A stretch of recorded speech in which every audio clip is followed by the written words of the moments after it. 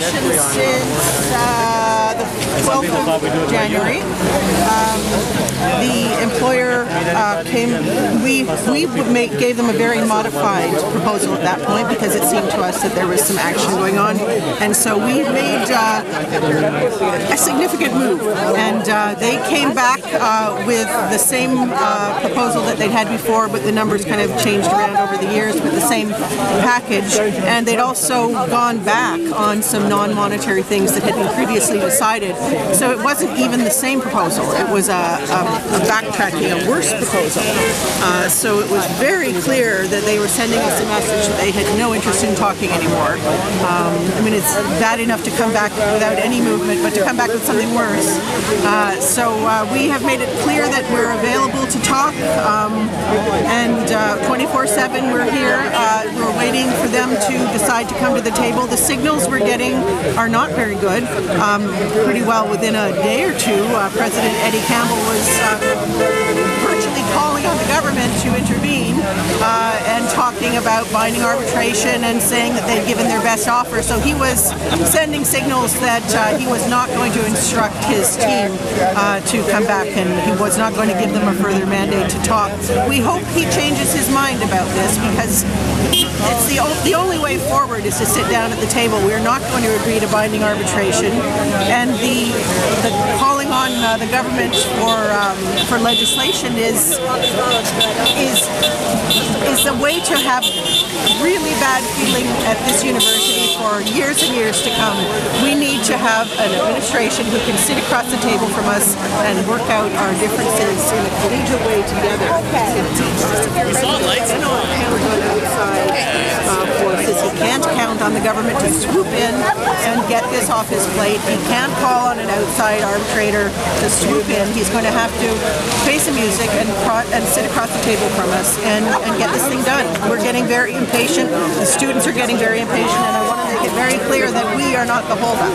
So I just have from what I understand, a binding arbitration worked pretty well for Stu in their last strike. Why is it that the faculty is so opposed to a binding arbitration? Well, you know, I might have misspoken there. We are not. That is not something we're talking about at this point. I know it worked well for Stu. They were considerably. I mean, it was their particular situation at that time. It worked well. We had binding conciliation last round, and we weren't pleased with the results of that. And some damage was done to the language. It wasn't the numbers as much as some of the language in our agreement, and so we're very loath to go that way again. It's a risk. You're risking handing the keys to somebody who may or may not understand the issues, and we weren't happy with some of the results last time. So that would be very last ditch, I think. I mean, I shouldn't say we emphatically say no, but I can tell you that it's not on the table right now in our internal discussions. We don't see any reason why we can't just sit down and talk to the other side. Here you are, there. So what's the bottom line here? Turn that off for a minute. You got me on your blog too much. What's the bottom line here anyway? I want you to find out how come the university can afford to pay market rates to bring security companies from Ontario, but can't pay market rates to bring faculty from Ontario down here, right? How come there's New Brunswick security companies aren't hired? I hear that. Is that true or is that bullshit? Go find out. There's a security guard over there. You interview him. Well, he wouldn't know me. And then you look at his website and find out what their company does. They're called AFLEC, aren't they? Was it AFLEC or something like that? Yeah, they break strikes. I asked a lot of people when I came in, are you religious? Am I religious? I am, yes. You have to be. And when you have a strike in the middle of January and it's warm. Yeah, see? That's it. You have to be. Never mind, I'm not going to say it. Sorry about that. Oh, yeah. So, religious. I'm a practicing Christian. And I say that in two meanings of the word. Number one, in the typical meaning means I go to church and do stuff.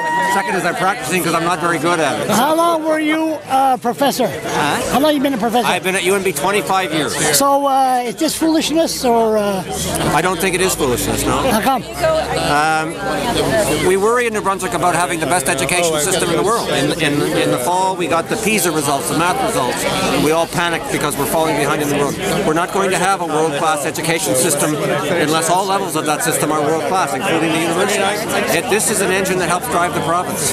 New Brunswick, I understand we're a so-called have-not province. We're not going to become a have province by having second-rate education. We are. Will you be insulted if I ask you how much you make a year? What's it like up there? I make what a full professor makes in a year. I make a lot of money. How much? I'm not going to tell you that. I'm not going to ask you for a donation. I just want. I make a good salary. Good salary. So salary. I would be very happy. I would be very happy personally if the weighting of this agreement, when we get a fair agreement, gets weighted to the younger people to attract good young people to UNB. Like everybody else, I'd like to have a raise. But the most important. But you just said you make good money. Yes, but I don't make money that's competitive with what somebody in another university in Canada can. Another university in Canada, the cost of living is much higher than here. No, you know that. It really isn't. And if I buy a $500,000 house in Kingston, it costs twice as much as the house I own here. And at the end of time, I have a $500,000 asset, and all I have here is a $250,000 asset.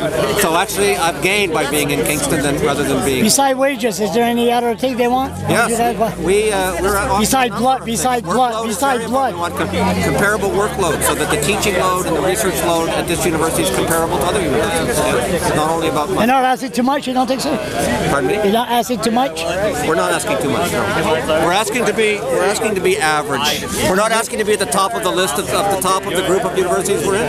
You're a smart guy, Alan. What's going to happen here? I really can't tell you that, Charles. I have no idea. You're a smart guy, Al. What's going to happen in the next provincial election in September? I could tell you a long story about my. Okay, so yeah.